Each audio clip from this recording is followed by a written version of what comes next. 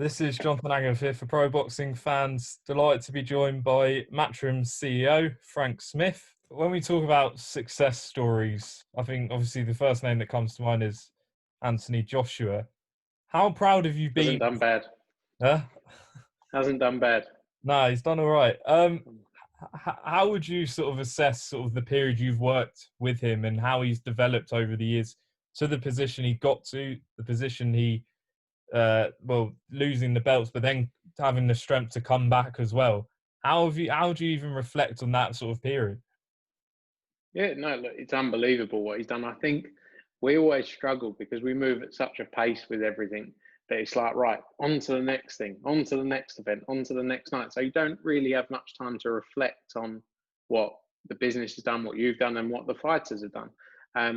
AJ, I've known since 2012, just after probably the Olympics. Turned pro with us in 2013. I remember taking him for his first medicals in London to get his first medical. So we're that's one thing, we're close with a lot of our fighters. So to see what he's done and he's become is sensational, and it's a dream for anyone else to follow. He is the true success story, and he's done it himself. He's pushed himself. He's a great athlete, and there's still so much more to come as well. So it's great to see someone who you've been close with to do so well. And I have a lot of respect for him in what he's done in the sport, and not just in sport, but as a person. Just sticking with AJ and sort of that path. Obviously, next year there's a 2-fight deal with Tyson Fury. Do you expect those fights to land outside of the UK? I think it's hard to say right now because of everything that's going on in the world, exactly where they're going to land. I do think ultimately, and this is always going to be, everyone wants to see it in the UK. Of course they do. Everyone wants to see two British heavyweight champions of the world fighting for the undisputed title. We get that. But at the same time, we have to do what's best for them in their careers. And that in turn, this is the biggest fight either of them will have. And, us working for AJ, we've got to do what's right for him. And if an opportunity comes up in another market, then I'm sure it will look to be out of the UK. It could be outside the UK. The government aren't going to invest in the event. I very much doubt. And there's a lid to what can be generated in the UK. So yeah, there is a possibility they could take place outside of the United Kingdom.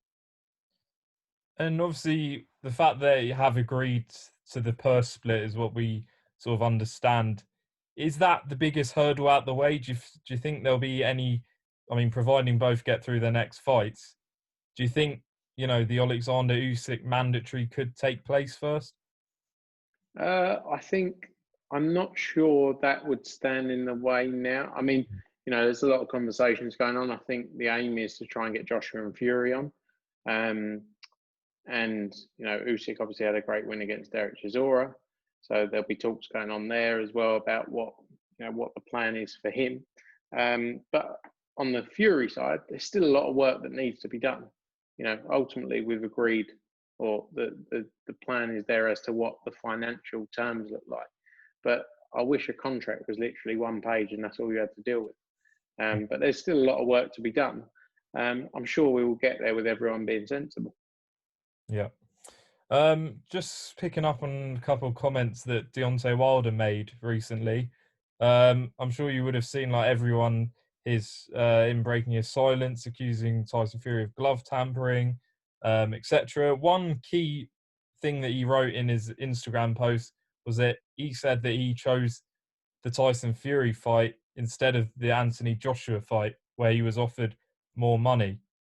Were you surprised? I thought he wasn't offered any money. I thought well, it wasn't enough.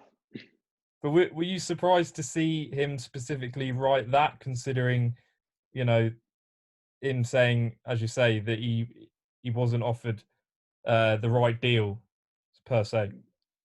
Yeah, I think it's all coming out, isn't it? The truth is coming out. AJ obviously got a lot of stick around all this. That they don't want to fight Wilder. blah blah blah. And ultimately, it was Wilder has proven now that it was nothing to do with AJ. It was all on him. So very strange. The whole thing that he's come out with now is all very odd, isn't it? That his water wasn't his water spiked as well by Mark That's Breland. that's what you said. Is that, yeah? That's the other one. I mean, I find it strange how you can't just come out and go, do you know what? I lost. Wasn't good enough. I think you get a lot more respect from people from doing that. And yeah, he was silent for so long, wasn't he? He's been silent since February, since the fight happened. So to come out now, what, 8 months later? It's 8, 9 months later. It's crazy. But yeah, I think the truth's come out now. AJ has always wanted the biggest fights, but at the same time, they've always had to make sense for AJ. But he's always wanted to take the biggest fights. He's never shied away from a fight in his career. Even when he lost against Andy Ruiz, he was like straight back in there. Many fighters wouldn't have done that. So I think, as I say, the truth's come out, and it'll be interesting to see what Wilder does next. Do you still see that Deontay Wilder meeting the likes of AJ later on down the line? Because it does seem to be a fight that people still would want to see. But do you think he will come back? Yeah, look, it's still a huge fight, isn't it? Outside of AJ fighting Tyson Fury, it's probably the next biggest fight. You probably got that, then you got Dillian White after that, Usyk. But the Deontay Wilder fight will be the second biggest fight, I'd say. AJ, the undisputed heavyweight champion of the world, after beating Fury twice, and then taking on Deontay Wilder, it's massive. But I think it would be difficult for Wilder to, after turning down such a great deal, I can't see how we managed to make a sensible deal with him after he turned down such a great deal last time, and now he's got no real position of power, has he? Got no belts, he's lost. It's not the same. Just two more, Frank.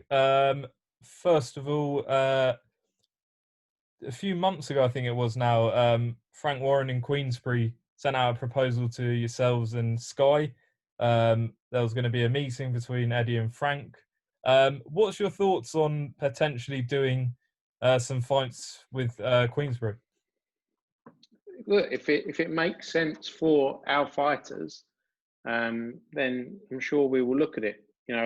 Every time we've suggested things so far, nothing's happened. Look at Conor Benn against Chris Jenkins, just one example. They were too stubborn to take the fight, and it would have made Chris Jenkins a career high payday. But as a business, they were too stubborn. So it's all well and good to come out with this big PR plan of, let's go and do this, make some big fights with Matchroom. But you have to actually follow through. You can't just say it and then nothing comes from it. But look, if it's for the good of our fighters who we represent, then of course it makes sense. But ultimately, I think a lot of it is just hot smoke, personally. Otherwise, we would have seen certain fights happen. And also, what was one of the fights they were talking about? Was it Dillian White against Dubois? Yes. Yeah, look, that makes a lot of sense for Frank Warren, doesn't it? He's got a fighter in Dubois who is a great fighter, nice, lovely guy, wouldn't take anything away from him, but commercially doesn't have any value or is nowhere near the level of Dillian White. So, of course, giving Daniel Dubois the Dillian White fight makes a lot of sense for Frank Warren and Daniel Dubois. But, you can speak to anyone. It doesn't make any sense for Dillian White, does it? So I think it's easy to put these things out on paper and fans to go, yeah, why are you not working with him? Because he's just basically done this list of fights that do him a load of favours. Yeah. And if he really wanted to work together, we would have done so by now in fights we've offered them opportunities for. But let's see how their lunch goes in 2022. Finally, Frank, just talk us through some of the young talent you've got on Matchroom. Who should we be looking out for maybe over the next few months? You've signed Johnny Fisher. He's set to make his debut. The rump the ball. Yeah, exactly. Just, some of the young talent we should be looking out for. Yeah, lots of exciting fighters. Ellie Scottney, who I mentioned earlier, had her debut.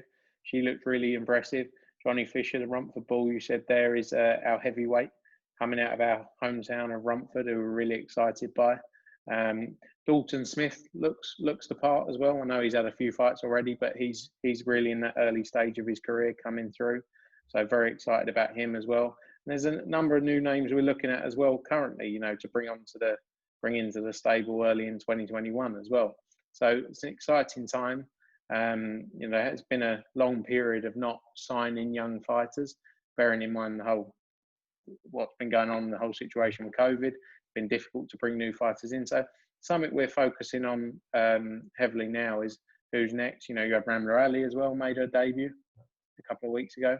Who's an exciting fighter. She looked really good, and as you say, with how women's boxing and is booming right now, it's exciting to see them Ramla coming through. So yeah, it's lots to look forward to. We've got some US fighters as well. We've got all our young kids in the US who are coming through, the likes of Nikita Abavi, Reshat Mati, Mark Castro had his debut recently after a long-awaited, in-out period with COVID.